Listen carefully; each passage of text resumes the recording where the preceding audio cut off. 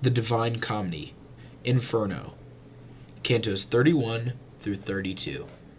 Before we start talking about Cantos 31 and 32, I'd like to take a moment to make sure everybody knows what Dante's Inferno is. Quote, Dante's Inferno, widely hailed as one of the great classics of Western literature, details Dante's journey through the 9 circles of hell. The voyage begins during Easter week in the year 1300, the descent through hell starting on Good Friday.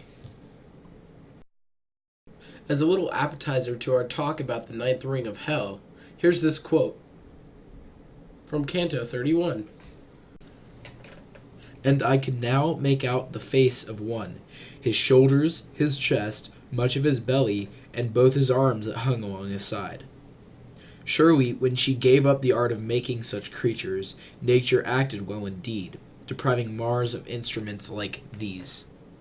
These instruments that Dante refers to are giants who guard the frozen lake in the 9th ring of hell. In Cantos 31 and 32, Virgil and Dante walk into this 9th ring of hell, and they discover giants guarding Lake Coctus, which is filled with people who have committed treachery. Merriam-Webster defines treachery as, quote, harmful things that are done usually secretly to a friend, your own country, etc., or an act of harming someone who trusts you. The last and 9th circle of hell is, quote, divided into 4 rounds according to the seriousness of the sin, though all residents are frozen in an icy lake. Those who committed more severe sin are deeper within the ice. Each of the 4 rounds is named after an individual who personifies the sin. Thus, round 1 is named Caina, after Cain, who killed his brother Abel. Round 2 is named Antenora, after Antenor of Troy, who was Priam's counselor during the Trojan War.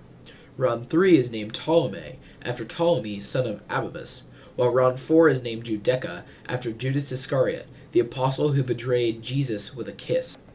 Something that I believe to be very interesting in this 9th circle is how in the 7th circle, murderers are being drowned in blood while centaurs shoot arrows at them if they try and climb out of the river. But in the 9th circle, they're just sitting in ice. That's their whole punishment. And while some might think that is odd, that is contrapasso. If you were going to kill off your friends, your family, and dishonor your country, and leave yourself alone, then that's what you're going to get in the afterlife, is you're going to be left alone for eternity with nobody to talk to and nobody to be with. Another interesting part about the 9th circle of hell and Dante's Inferno in general is when it talks about medieval synthesis, right? Because that's obviously a big theme in the medieval ages, and you see it come up in Dante's Inferno in the 9th circle, because in the quote that I read earlier, Dante is talking about instruments of Mars, while that's obviously a pagan god, and hell is a Christian or anti-Christian, however you would like to define it, place. So you get these meshing of pagan and Christian and Abrahamic in general beliefs, and that's a great example of medieval synthesis.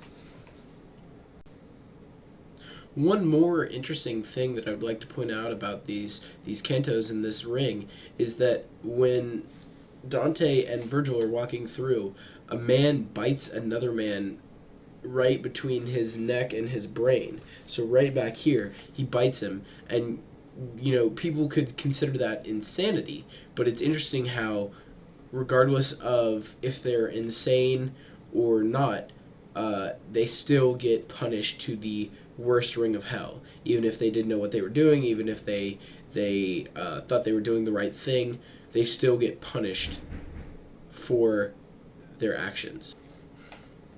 So to sum this all up, we have the 9th ring of hell, where giants guard the frozen river, where people who commit treachery, and treachery again is when they hurt their family or their country or kill their friend or anything like that, they go to the 9th ring of hell, because that is the worst sin.